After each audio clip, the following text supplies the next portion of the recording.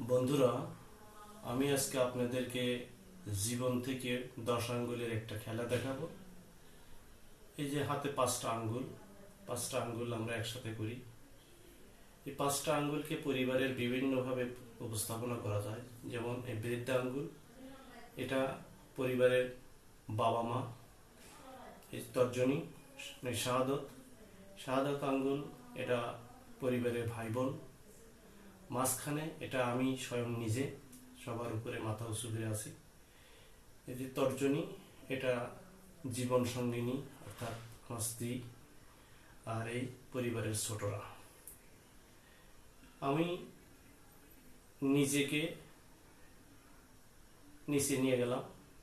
এখন যারা থাকলো, আর হাতটা আমরা ঠিক এইভাবে আটকায় রাখবো।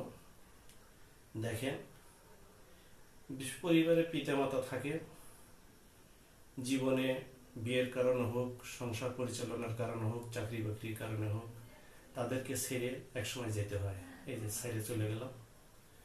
যারা ভাই বোন থাকে, ভাই বোনকেও একসময় কাছে রাখা যায় না, তাদেরকেও ছেড়ে যেতে হয়, ছেড়ে চলে গেলাম।